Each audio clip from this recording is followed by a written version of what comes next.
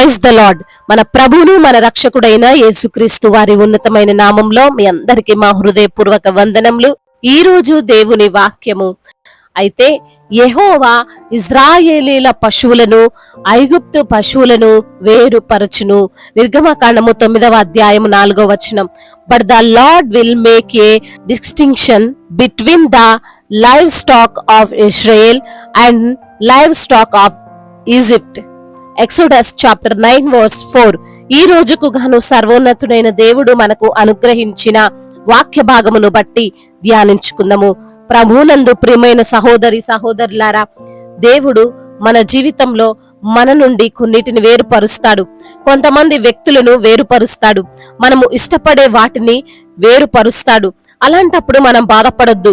మనము ఎందుకు ఇలా జరిగింది అని ఆలోచించొద్దు. మనకు ఉపయోగం లేని దానిని, మనకు అవసరం లేని దానిని మన నుండి వేరుపరిచినప్పుడే మనం క్షేమంగా ఉంటాము, అభివృద్ధి చెందుతాము, ఆశీర్వదింపబడతాము, ఆనందంగా కూడా జీవించగలం. బహుశా ఈ రోజున ఏవో నీకు దూరమైపోతున్నాయని, ఎవరో నిన్ను వదిలిపోతున్నారని, వేరైపోతున్నామని, ఆత్మీయులను దూరమైపోతున్నామని, సొంతవారు వేరుగా జీవించబోతున్నారు, వేరే దేశం వెళ్ళబోతున్నారని బాధపడుతున్నావేమో. బాధపడకు. వారు వేరైపోవడం, అవి వేరైపోవడం నీ మంచికే అని గుర్తించు. ఈరోజు లేఖన భాగమును మనము పరిశీలించినట్లయితే ఐగుప్తిలో నివసిస్తున్న ఇజ్రాయేలీలు పశువులను కలిగి ఉన్నారు. వారికి ఎంతో కొంత పశు సంపద ఉంది.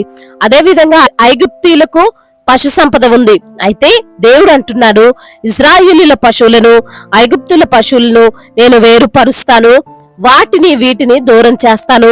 తద్వారా రాబోతున్న తెగుల నుండి, పశువులకు సోకబోతున్న వ్యాధుల నుండి ఇజ్రాయేలీల పశువులు రక్షించబడతాయి. ఇజ్రాయేలీలకు నష్టము వాటిల్లదు, వారి పశు సంపద కోల్పోరు.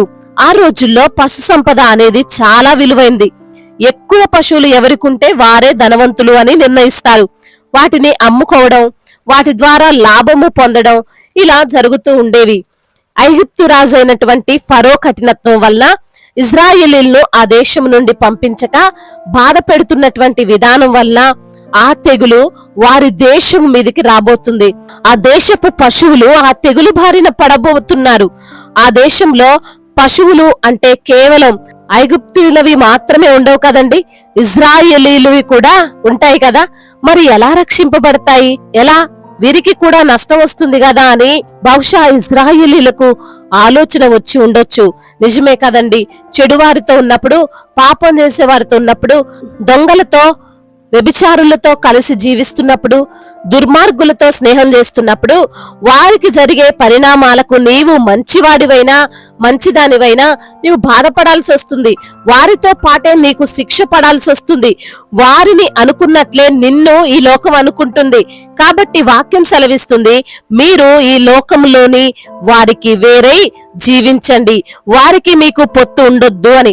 ఆ పొత్తు నీకు నష్టం చేస్తుంది. ఆ పొత్తు నిన్ను పాతాళానికి తీసుకుని వెళ్తుంది.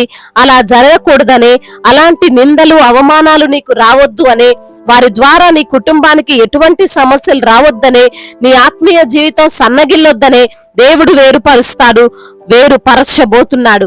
వేరుపరచడం అంటే నిన్ను తూర్పున వారిని దక్షిణంగా ఉంచడం కాదు. అది శరీర సంబంధమైనదిగా కొన్నిసార్లు ఉండకపోవచ్చు. ఒకే చోట ఉంటున్నా, ఒకే ప్రాంతంలో నివసిస్తున్నా దేవుడు వారితో పొత్తు లేకుండా నీకు చేస్తాడు. దానిని నీవు గ్రహించాలి. మళ్ళీ కావాలని పోయి ఏరి కోరి వారిని తెచ్చుకోవద్దు. దేవుడు వేరుపరిస్తే నీవు వెళ్ళి కలుపుకోవద్దు. లేఖనములు సెలవిస్తున్నాయి, దేవుడు వెలుగు మంచిదైనట్లు చూసెను, వెలుగును చీకటిని వేరుపరచెను అని. నీలోని వెలుగు వెలుగులానే ఉండాలి అంటే చీకటికి వేరై ఉండాలి. ఆ రోజున వారి పశువులు, వీరి పశువులు వేరైపోయాయి అంటే కనిపించే విధంగా కాదు గాని దేవుని దృష్టిలో వేరైపోయాయి. అదే స్థలములో అవి ఇవి మేస్తున్నా, అదే దేశంలో ఉన్న ఇజ్రాయేలీల పశువులు క్షేమంగా ఉన్నాయి. అంటే దానికి కారణం అవి వేరుపరచబడినందువలనే. నీవు క్షేమంగా ఉండాలని, నీవు వర్ధిల్లాలని, నీవు ఆశీర్వదింపబడాలని, నీవు గొప్పగా మారాలి, ఆరోగ్యం పొందాలని దేవుడు నీ జీవితంలో కొన్ని నిర్ణయాలు తీసుకున్నప్పుడు నీవు బాధపడకు. అవి నీకు క్షేమాన్ని ఇవ్వబోతున్నాయి, ఆశీర్వాదాన్ని ఇవ్వబోతున్నాయి అని గమనించు. దేవుడు ఈ మాటలను దీవించి మన హృదయములో ఫలింప చేయునుగాక. వాక్య భాగమును బట్టి ప్రార్థించుకుందాము. ప్రతి ఒక్కరు కూడా ప్రార్థనలో ఏకీభవించగలరు. ప్రార్థన. మహాశక్తి సంపన్నుడా, మహోన్నతుడా, కృపా కనికరములు కలిగిన దేవా, జీవాధిపతి, మీకు స్తోత్రాలు చెల్లిస్తున్నాం. అద్వితీయ దేవుడవు, ఆరాధనకు యోగ్యుడవు, ప్రేమామయుడివి, కృపామయుడువు, దయగలిగిన దేవుడవు తండ్రి, యథార్థవంతుడవు, న్యాయవంతుడవు ప్రభా, మీకు స్తోత్రాలు చెల్లిస్తున్నాము. అవును నా తండ్రి, ఈ రోజు నా వాక్యం ద్వారా మీరు మాతో మాట్లాడారు ప్రభువా. అవునయ్యా, మీరు మా జీవితంలో మా నుండి కొన్నిటిని వేరుపరుస్తారని, కొంతమంది వ్యక్తులను వేరుపరుస్తారని, అయ్యా మాకు ఇష్టమైన వాటిని వేరుపరుస్తారని, అప్పుడు మేము బాధపడొద్దని, అయ్యా ఎందుకు ఇలా జరిగింది అని, అయ్యా మేము కృంగిపోవద్దని, దాని గురించి ఆలోచించొద్దని, అయ్యా ఏది జరిగినా మా మేలు కొరకే జరుగుతుందని, క్షేమాన్ని మాకు ఇవ్వడం కోసం, అభివృద్ధిని మాకు ఇవ్వడం కోసం, ఆశీర్వాదం మాకు ఇవ్వడం కోసం ప్రభా కొన్నిటిని మీరే మా నుంచి దూరపరుస్తారని తండ్రి ఈ రోజున లేఖనం ద్వారా మాతో సూటిగా తేటగా మాట్లాడారు ప్రభువా. ఈ రోజున ఎందరైతే బిడ్డలు వాక్యమును విని ప్రార్థనలో ఏకీభవిస్తున్నారో ప్రతి బిడ్డను మీరు పేరు పేరున దీవించండి, ఆశీర్వదించండి, బలపరచండి. మీ కృప, మీ యొక్క సహాయము ప్రతి బిడ్డకు అనుగ్రహించండి. అనారోగ్యముతో బాధపడుతున్న ప్రతి బిడ్డను మీరు ముట్టండి, సంపూర్ణ ఆరోగ్యాన్ని దయచేయండి. ఆ జ్వరము నుండి, ఆ యొక్క అనారోగ్య సమస్యలన్నిటి నుంచి, ఆ బలహీనతలన్నిటిని కొట్టివేసి మీ యొక్క బలాన్ని ప్రతి ఒక్కరికి మీరు అనుగ్రహించమని వేడుకుంటున్నాం.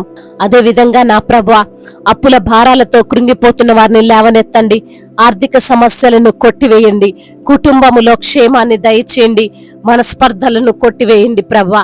కుటుంబంలో నెమ్మదికరమైన పరిస్థితులను దయచేయండి తండ్రి. అయా భార్యాభర్తల మధ్య అసమాధాన స్థితిని యేసు నామములో కొట్టివేయండి, సమాధానపరచండి. ఒకరినొకరు గౌరవించుకుంటూ, ఒకరినొకరు ప్రేమించుకుంటూ ప్రభువా మీరిచ్చినటువంటి ఆజ్ఞ ప్రకారంగా వారు నడుచుకోవడానికి సహాయము చేయండి. అదే విధంగా వివాహాల విషయంలో అయ్యా మీ చిత్తమేమిటో బిడ్డలకు బయలుపరచండి, మీ చిత్తాన్ని వారి పట్ల జరిగిస్తూ రమ్మని వేడుకుంటున్నాం. మరి నా తండ్రి, గర్భఫలము లేక బాధపడుతున్నారో వారిని మీరు జ్ఞాపకం చేసుకోండి, వారికి గర్భఫలాన్ని దయచేయండి నా ప్రభువా. అద్భుతమైన కార్యాన్ని జరిగించండి, గర్భిణీ స్త్రీలను దీవించండి, తల్లి బిడ్డలకు క్షేమాన్ని దయచేయమని వేడుకుంటున్నాం. అయ్యా ఇప్పుడే పుట్టిన చంటి బిడ్డలను కూడా మీరు జ్ఞాపకం చేసుకోండి. అదే విధంగా యవన బిడ్డలందరినీ మీ చేతికి అప్పగిస్తున్నాం. యవన వయసులో ప్రభువా అయ్యా మీ యందు భయభక్తులు కలిగినటువంటి జీవితం, మిమ్మల్ని ప్రేమించేటువంటి మనసు, మీ ఆజ్ఞలను గైకునేటువంటి మనసు ప్రతి యవన బిడ్డకు దయచేయండి ప్రభువా. ఆ చెడు వ్యసనాలు, ఆ డ్రగ్స్ ఎడిక్షన్స్, ఆ యొక్క ధూమపానము, మద్యపానము, వాటన్నిటి నుంచి విడుదల దయచేయండి. ముఖ్యంగా ప్రభువా ప్రేమ అనే పేరుతో మోసపోతున్నటువంటి ప్రతి బిడ్డను కూడా జ్ఞాపకం చేసుకోండి. ఆ యొక్క తండ్రి నిజమైనటువంటి ప్రేమ మీదని తెలుసుకోవడానికి సహాయం చేయండి. అదే విధంగా వృద్ధులను మీరు బలపరచండి, వారికి మంచి ఆరోగ్యాన్ని దయచేయండి తండ్రి. అనాథలను ఆదరించండి అయ్యా, అభాగ్యులను ఆదుకొనండి ప్రభా. మీరే వారి పక్షముగా ఉండి న్యాయమును తీర్చమని బ్రతిమిలాడుకుంటున్నామయ్యా. ఎందరైతే బిడ్డలు బిజినెస్ చేస్తూ నష్టపోయి ఉన్నారో ప్రభా, వారిని జ్ఞాపకం చేసుకోండి అయ్యా. అయా నష్టాన్ని లాభకరంగా మార్చండి, చేతి పనులను దీవించండి, ఆశీర్వదించండి అయా. వారి కష్టార్జితాన్ని మీరు ఆశీర్వదించమని వేడుకుంటున్నాం ప్రభా.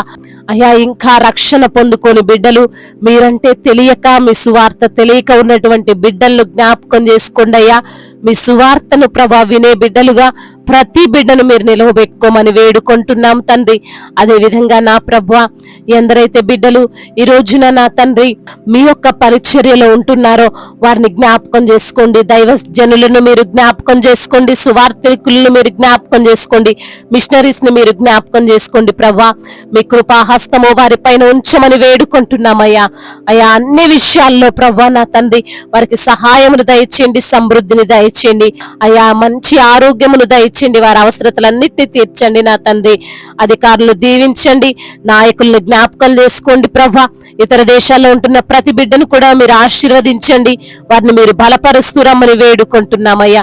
చెప్పుకోలేనటువంటి బాధతో, కన్నీటితో, దుఃఖంతో ఎందరైతే బిడ్డలు ఉన్నారో ప్రతి బిడ్డను కూడా మీరు జ్ఞాపకం చేసుకుని వారికి సహాయం అనుగ్రహించమని, వారి దుఃఖమును కొట్టివేయమని బ్రతిమిలాడుకుంటూ, మానాథుడు, సర్వశక్తిమంతుడు, సజీవుడు, బలవంతుడైన యేసుక్రీస్తు వారి ఉన్నతమైన నామంలో ఈ ప్రార్థనను అడిగి వేడుకొని పొందుకొని ఉన్నాము మా ప్రియ పరలోకపు తండ్రి. ఆమేన్. ఈ రోజు పెళ్లి రోజు మరియు పుట్టినరోజు జరుపుకుంటున్న వారందరినీ దేవుడు దీవించి సకల మేలులతో, సకల ఆశీర్వాదములతో, కృపాక్షేమములతో, శాంతి సమాధానముతో, మెండైన దీవెలతో దేవుడు మిమ్మల్ని నింపునుగాక. మీ యొక్క ప్రార్థన అవసరతలను మాకు తెలియజేయగలరు. మీ కొరకు మేము తప్పక ప్రార్థిస్తాము. మొదటిసారిగా మన యొక్క ఆదరణ వాక్యం చూస్తున్నట్లయితే తప్పకుండా సబ్స్క్రైబ్ చేసుకోగలరు. ఈ వాక్యము మీకు ఆశీర్వాదకరంగా ఉండినట్లయితే అనేకులకు కూడా ఈ వాక్యాన్ని పంపి మీరు కూడా దేవుని యొక్క రాజ్య సువార్తలో పాలిభాగస్తులు కావాలని దేవుని పేరిట మనవి చేసుకుంటున్నాను. May God bless you all. దేవుడు మిమ్మల్ని దీవించి బలపరిచి స్థిరపరచునుగాక.